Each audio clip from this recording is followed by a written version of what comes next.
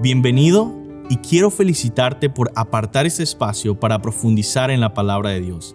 Ahora vas a escuchar un mensaje de la Iglesia Bautista Highview en español en Louisville, Kentucky, en Estados Unidos. Nosotros existimos para llevar a todas las personas a conocer y seguir a Jesús. Deseamos ser una iglesia bíblica, una iglesia cristocéntrica, centrada en el Evangelio, que tiene una predicación expositiva. ¿Qué es una predicación expositiva? Es aquella predicación que se enfoca en el texto bíblico, busca interpretarlo bien y aplicarlo legítimamente a la vida de las personas. Ahora, yo quiero invitarte a que no solo escuches la predicación expositiva, sino que tú seas un oyente expositivo, que seas un oyente que abre su Biblia, que busca en el texto, que trata de entender la Escritura y aplicarla a tu vida. Oramos que Dios bendiga su palabra y que tú puedas conocer más a Cristo.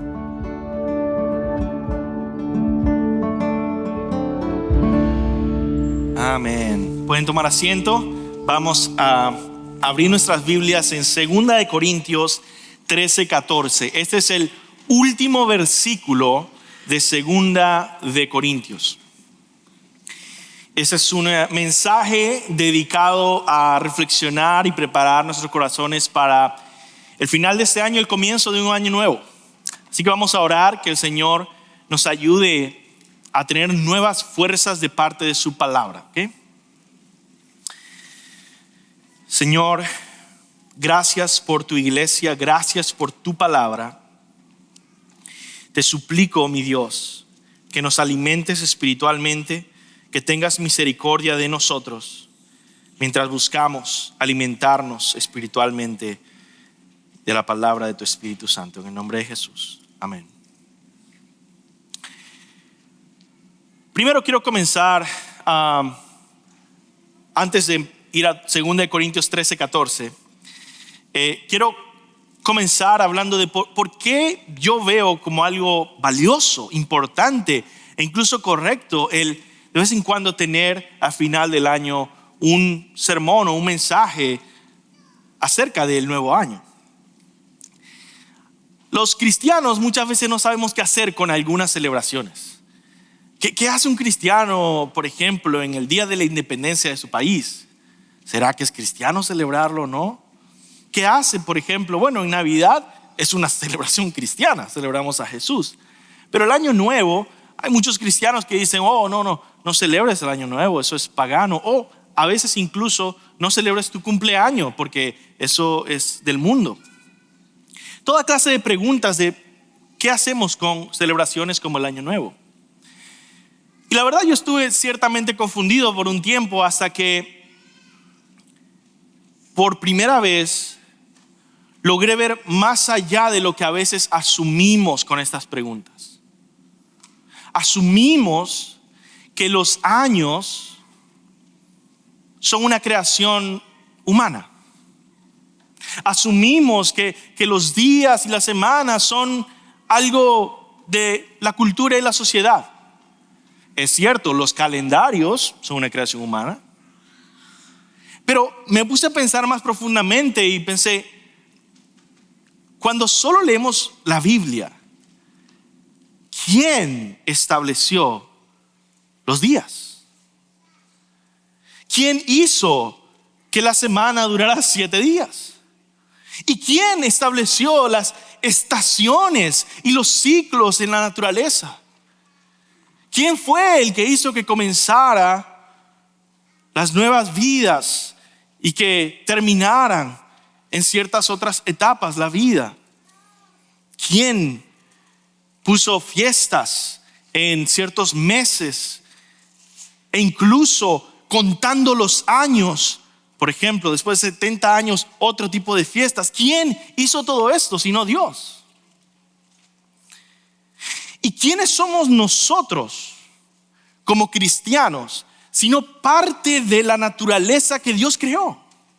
Parte de ese mundo, esa creación que Él estableció con ciclos y temporadas. No fuera de ellos, sino parte de su diseño. Y ahí yo pude entender que sí, es importante comprender el diseño de Dios en la creación de ritmos, ciclos y temporadas en la naturaleza. Es importante tomar en serio nuestra condición de criatura como parte de un mundo natural que tiene años, que comienzan y que terminan.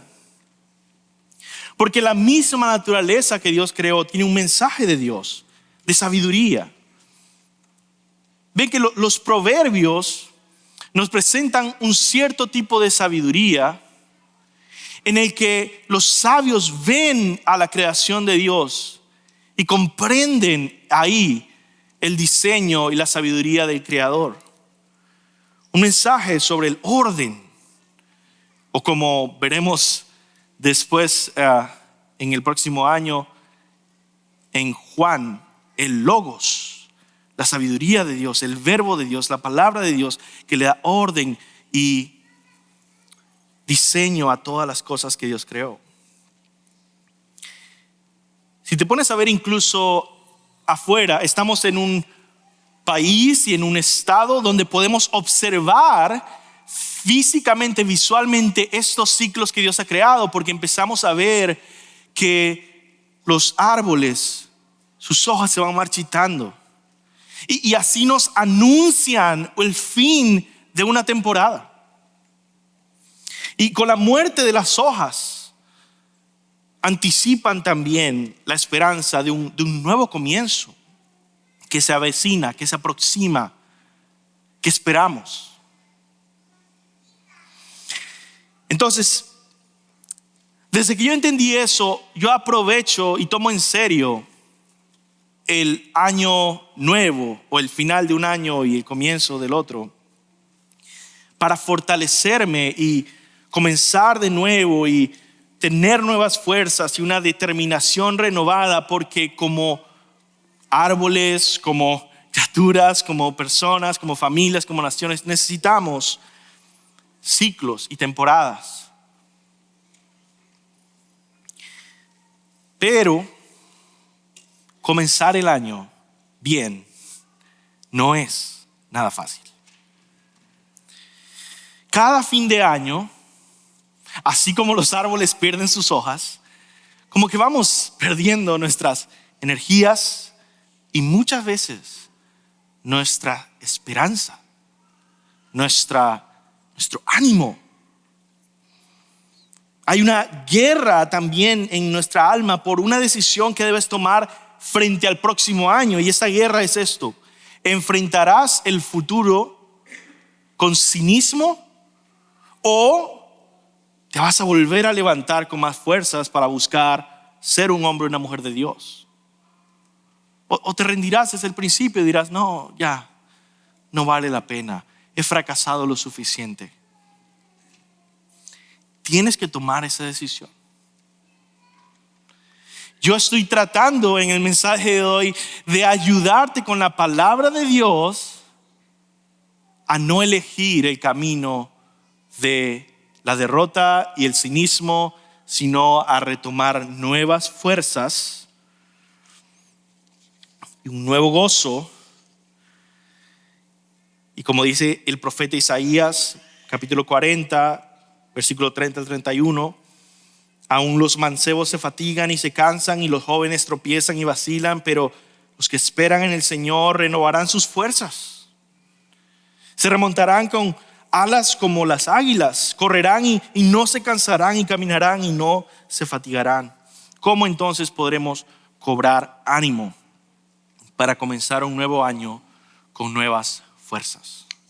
Bueno, debemos ir a la palabra de Dios para encontrar ahí una esperanza que no cambia, una esperanza inalterable para el año nuevo.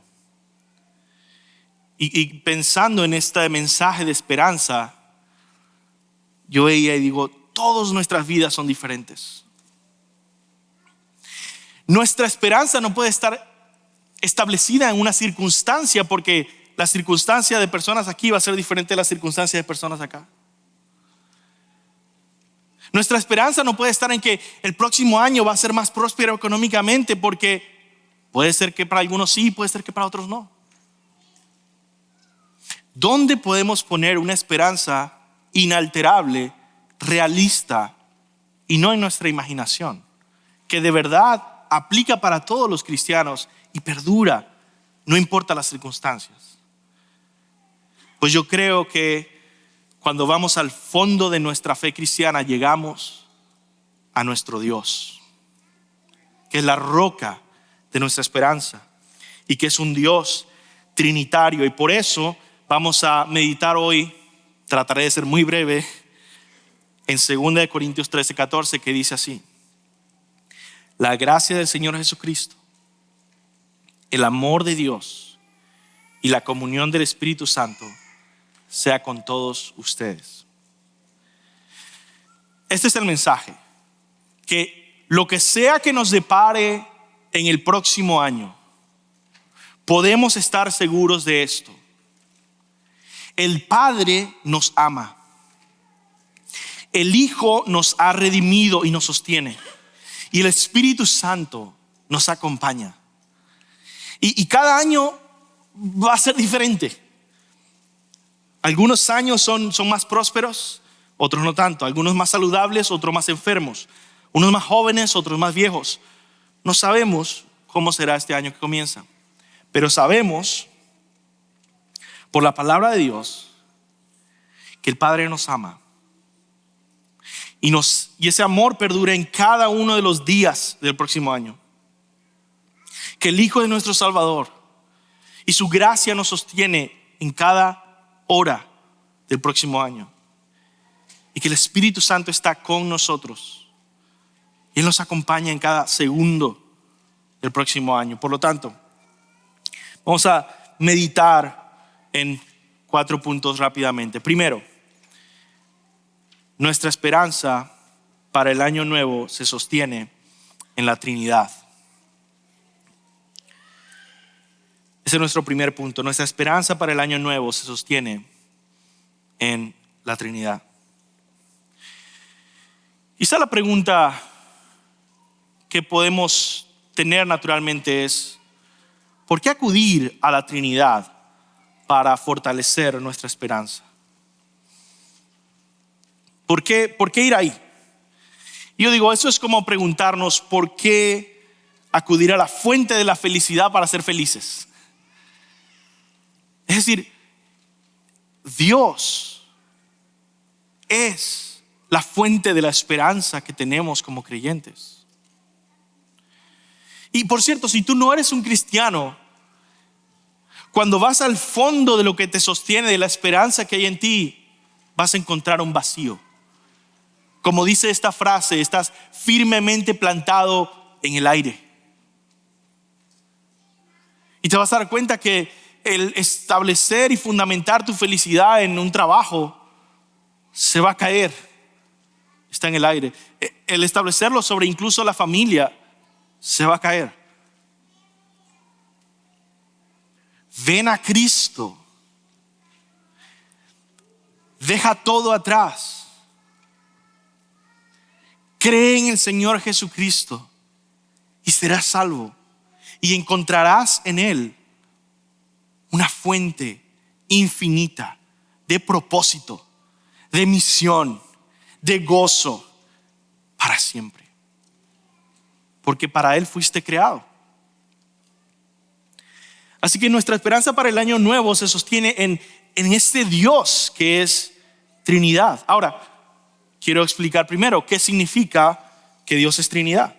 Bueno, de manera clásica está esta frase que explica que es Trinidad. Dios es uno en esencia y tres en personas. Dios es un solo Dios, no hay tres dioses, es un solo Dios. Pero cuando vemos su vida personal, vemos que es más que una persona. Es una vida intratrinitaria. Y esa es la clave que debemos entender, que la doctrina de la Trinidad es la revelación de la vida secreta interna de Dios, como Padre, Hijo y Espíritu Santo. Que lo que el Antiguo Testamento decía todo el tiempo, que Dios es uno, para nada es cambiado con esta doctrina más revelada en el Nuevo Testamento, porque simplemente lo que vamos es conociendo más y más a este Dios uno, en el que encontramos que ahora nos revela su vida secreta, su misteriosa vida interna, la gloria misteriosa de quién es Él.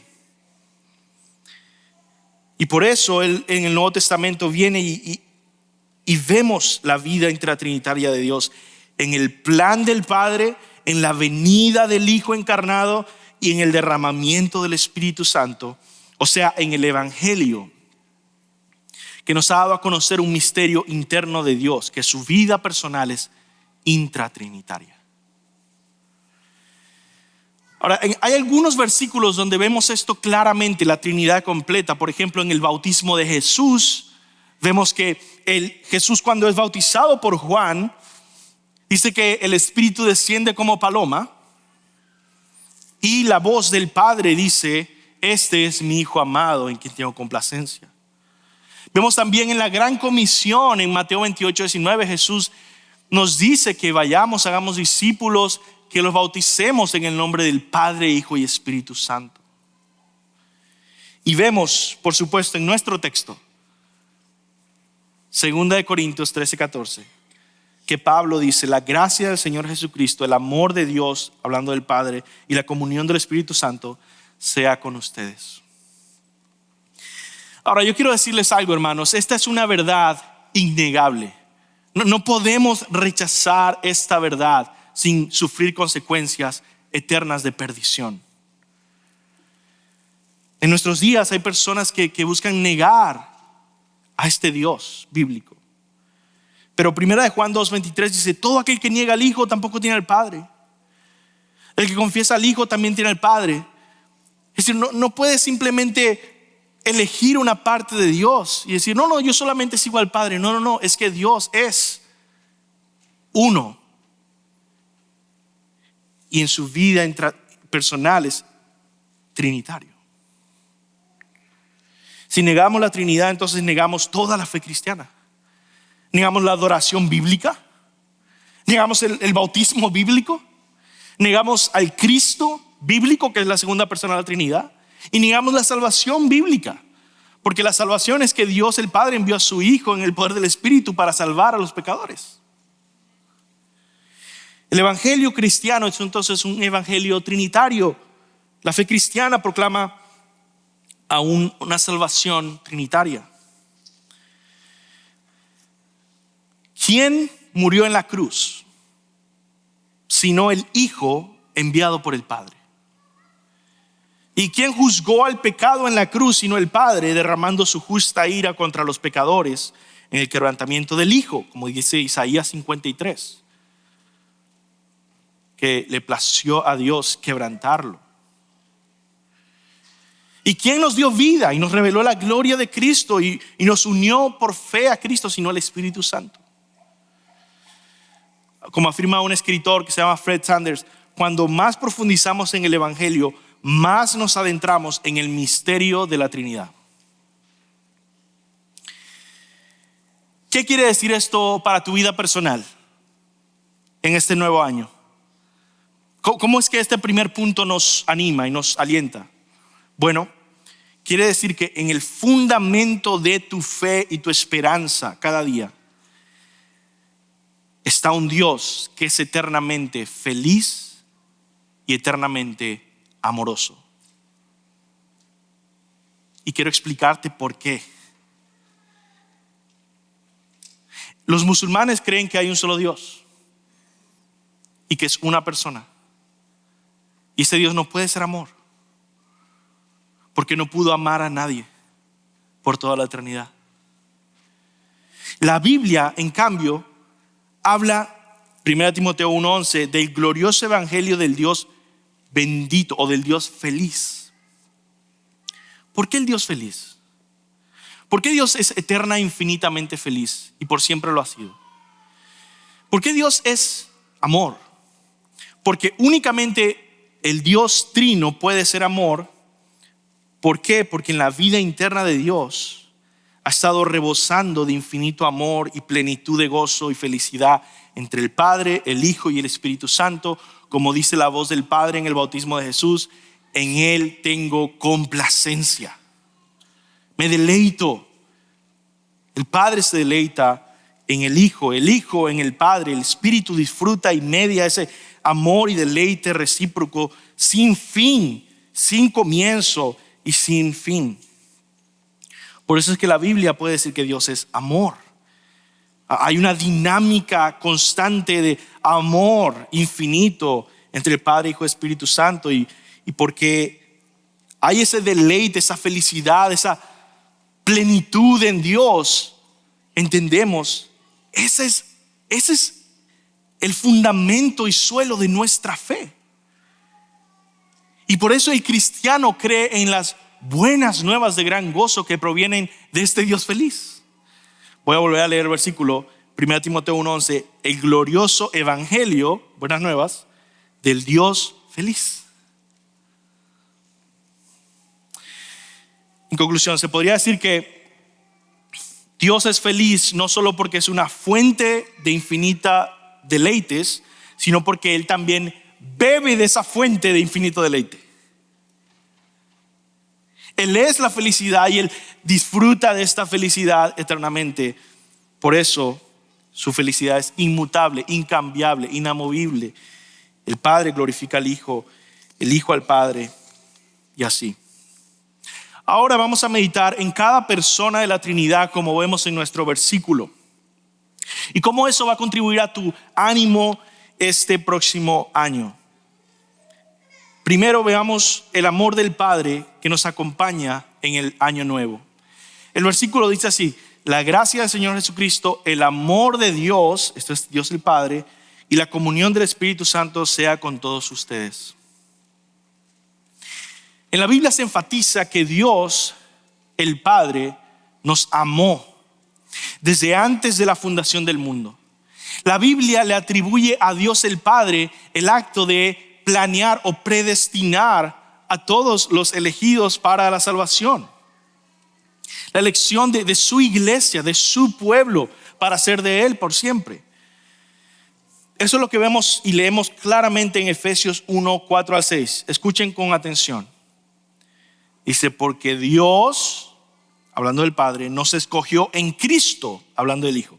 Porque Dios nos escogió en Cristo desde antes de la fundación del mundo, para que fuéramos santos y sin mancha delante de Él. En amor nos predestinó para adopción como hijos para sí mediante Jesucristo, conforme a la buena intención de su voluntad, para alabanza de la gloria de su gracia que gratuitamente nos ha impartido a nosotros en el amado, en Cristo. Efesios es complejo, pero lo que entendemos es esto, es muy simple. Y no voy a alargar mucho este mensaje, así que voy a ir rápido. El Padre te ama y te ha amado desde antes de crearte. Él ha elegido por el puro afecto de su voluntad amarte de una manera especial, salvífica, eterna, de pacto a ti. Si tú eres cristiano, entonces eres amado con un amor especial desde antes de nacer, y eso te va a acompañar cada día del próximo año. Por lo tanto, hermanos, quizá hay dificultades en tu vida y hay dificultades matrimoniales y hay batallas con tus hijos o con tus nietos.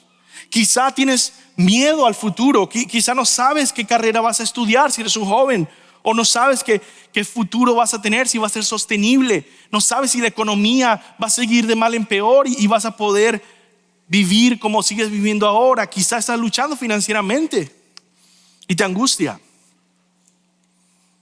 Y te quiero decir, el Padre va a seguir amándote y manifestando su amor a ti, que ha puesto sobre ti por el puro afecto de su voluntad soberana desde antes de la fundación del mundo. Eres amado por el Padre, y por eso el versículo nos alienta. Vamos a nuestro segundo punto, ahora ver al Hijo. La gracia, ahora después de ver el amor de Dios, vamos a la gracia del Señor Jesucristo nos acompaña en el año nuevo.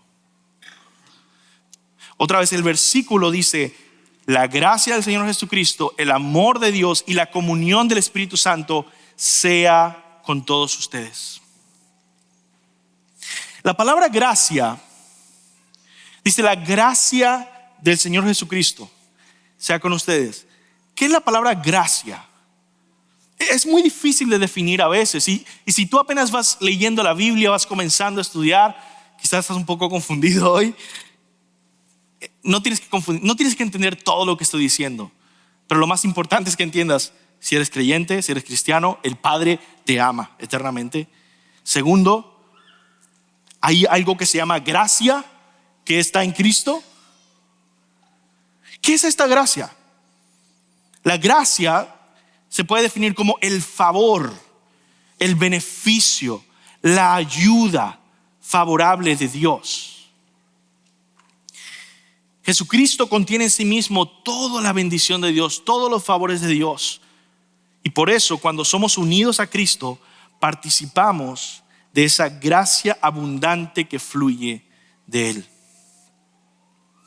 Por eso la Biblia nos dice, por ejemplo, en 2 de Timoteo 2:1, mira lo que dice Pablo: tú pues, hijo mío, fortalécete en la gracia que hay en Cristo Jesús. Es como si Jesucristo fuera una fuente inagotable de gracia, el favor de Dios, la ayuda de Dios, el poder de Dios a tu favor. Pero yo quiero aclarar algo antes de pasar al siguiente punto. Muchas veces confundimos esta gracia y pensamos que es como una sustancia espiritual externa a Dios. Y queremos que Dios nos dé más de esa sustancia espiritual. No. Esto es muy importante y algo que los teólogos tienen que distinguir claramente. No debemos pensar que la gracia es algo fuera de Dios. No, más bien la gracia es Dios obrando personalmente a nuestro favor. Es Dios ayudándonos favorablemente. Es el favor de Dios porque Él está extendiéndose hacia nosotros, cuidándonos, proveyéndonos, fortaleciéndonos, abrazándonos, amándonos, enseñándonos. Es Dios personalmente bendiciéndonos y favoreciéndonos. Esa es la gracia de Dios. Esa es la gracia que está en Cristo Jesús. Ahora, ¿por qué se enfatiza esta gracia en Cristo? Bueno, porque primero Jesucristo fue el que vino a encarnar a Dios, esa gracia de Dios. Y por eso en Juan capítulo 1 vemos que dice que el verbo se hizo carne y habitó entre nosotros y vimos su gloria como del unigénito del Padre, lleno de gracia y de verdad. Y Jesucristo también es el que pagó el precio para que nosotros recibiéramos esa gracia. Es decir, la gracia es gratis, por eso es gracia, gratis para nosotros, pero infinitamente costosa para Dios, porque Él murió en la cruz para pagar por ese favor que no merecemos. Y tercero, porque Él es el mediador entre Dios y los hombres. Él es el que nos canaliza todo el favor de Dios a nuestras vidas. Por eso en 2 de Pedro dice: antes bien, crezcan en la gracia y el conocimiento de nuestro Señor y Salvador Jesucristo. ¿Cómo vas a crecer en la gracia este año nuevo? Algo que se llama los medios de gracia. Formas en el que tienes comunión con Dios, con Jesucristo, leyendo la Biblia, meditando en la Biblia, memorizando la Biblia. Es un medio que Dios ha establecido para traer más favor, bendición, obrar en tu vida. Segundo, la oración. Orar es un medio que Dios ha establecido para poder bendecir y traer favor y obrar en tu vida. Por último, congregación. Adora cada domingo. No dejes de congregarte. Llega tiempo, canta en las alabanzas, ora con todo tu corazón, escucha con atención, toma notas, busca obedecer a la palabra, aliméntate espiritualmente los domingos, convive con los hermanos, sirve, comprométete, persevera. Eso es un medio de gracia para crecer en el favor y la ayuda de Dios en tu vida. Por eso terminemos con el último punto, que es la comunión del Espíritu Santo que nos acompaña en el nuevo año.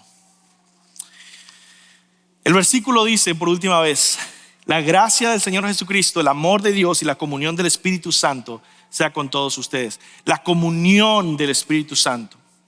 ¿Por qué se enfatiza la comunión del Espíritu Santo? Porque al Espíritu Santo se le llama en la Biblia el Parácletos, en griego. ¿Qué es eso? Juan 16:7, Jesús dice esto: pero yo les digo la verdad, les conviene que yo me vaya, porque si no me voy, el Consolador no vendrá a ustedes, pero si me voy, los enviaré. Esa palabra consolador es la palabra griega parácletos y se puede traducir de muchas maneras: defensor, abogado, consolador, intercesor, consejero, ayudador. Ahora, ¿por qué tantas traducciones? Porque no hay una palabra específica en español o en inglés que capture toda la idea de que el Espíritu Santo es nuestro Parácletos. Pero te puedo decir algo que me ha ayudado a mí: lo que significa literalmente la palabra Parácletos es que es aquel que ha sido llamado a caminar junto a ti. En la antigüedad, un paráclitos podía ser un defensor, un asistente legal en las cortes judiciales, o podría ser simplemente alguien que estaba a tu lado para defenderte, que te estaba guiando. Quizá era alguien que estaba llamado a estar al lado tuyo. Y por eso yo quiero animarte y decir: en este nuevo año, entiende esto: el Espíritu Santo no te va a dejar. Así como Jesucristo fue a la cruz y no se bajó de la cruz porque tú fuiste desobediente, así el Espíritu Santo vino con la misión de ser un parácletos, de estar a tu lado, y no te va a abandonar si eres un cristiano. Si no eres un cristiano, ¿quién te acompaña? ¿Por qué caminas solo en este mundo de perdición, dirigiéndote hacia el infierno? ¿Por qué no vienes y dejas todo atrás y abrazas con los dos brazos esta invitación de salvación que te da a Dios? El amor del Padre, la gracia del Hijo, la salvación que viene de Él, el perdón de tus pecados y la comunión y amistad y guianza del Espíritu Santo cada día de tu vida. Ven hoy, no pierdas ningún tiempo, no pienses más para el día de mañana. Hoy es el día de rendir tu vida a Cristo si no eres creyente. Pero para los que son creyentes, no te va a dejar el Señor. Él vino a ser el Parácletos. Sin embargo, esa unión sigue permanente, pero la comunión puede ser afectada por tu pecado, desobediencia, falta de arrepentimiento, falta de tener comunión con Él mediante la palabra, la oración. Por lo tanto, arrepiéntete, busca perdón, busca limpieza, confiesa tus pecados al Señor, empieza a buscarle. Y esa unión que es inquebrantable, vas a empezar otra vez a sentir esta comunión, este disfrute de esa relación que está ahí. En conclusión, podemos mirar al año que comienza con todos sus retos y luchas, sabiendo que contamos con el amor del Padre. Como un escritor puritano, Matthew Henry, dice: mientras Dios es por nosotros y nos mantenemos en su amor, podemos desafiar con santa audacidad todos los poderes de las tinieblas.